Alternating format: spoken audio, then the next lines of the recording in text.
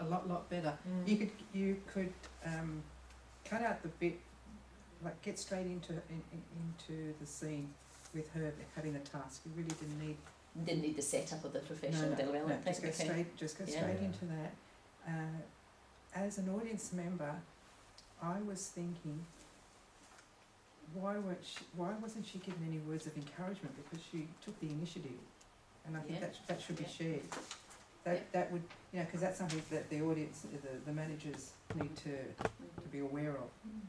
That the fact that if she's concerned about the amount of time she's put into it, then she's caring about her job, and that needs recognition.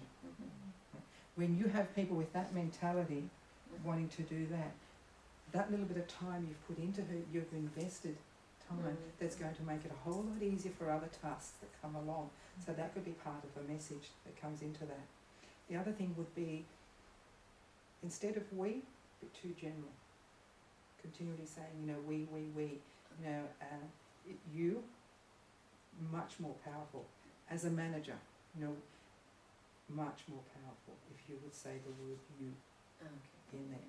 If you were to do this, it also means that you're speaking to one, even though that you look to all, but you're speaking to one because it becomes like you're speaking to every individual in that room.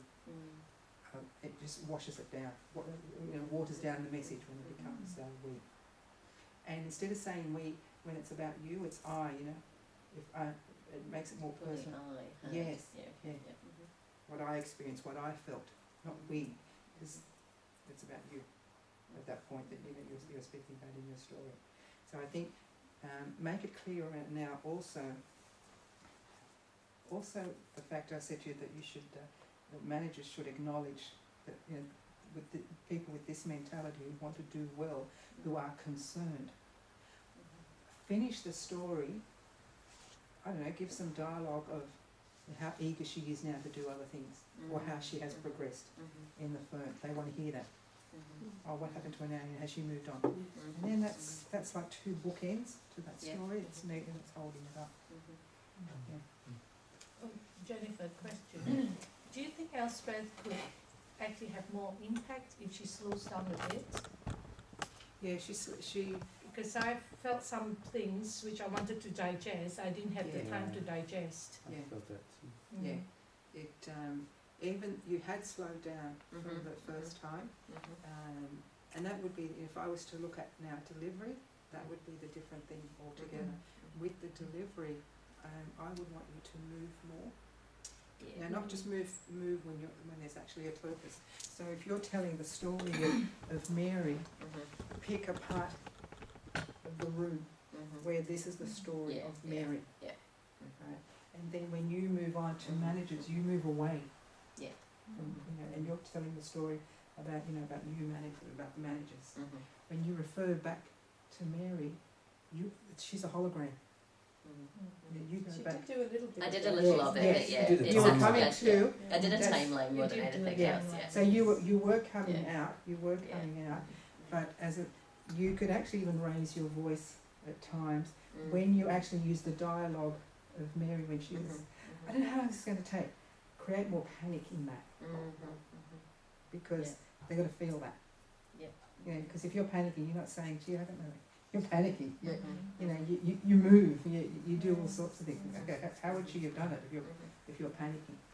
And then it becomes, all different shades in the story, because you've got different people, different personalities. There are times when it comes to the message, say for the managers to acknowledge that, because often they have people like that in their offices, and they're not acknowledging them enough. That these people are coming in and they're worried about their work, that they want to do it right, and they kind of flick them off. They don't give them enough time to think, wow, I've got someone here who actually cares and worried about it. When it comes to giving that message, then you leave the story back here and you walk closer to them. And then you drop your voice. It's going to be pure conversational. There'll be no spice. You're not telling the story at this point. For them to get this point that we need to acknowledge these people. It's got to be lower. It's got to be more personal. It's got to be slower.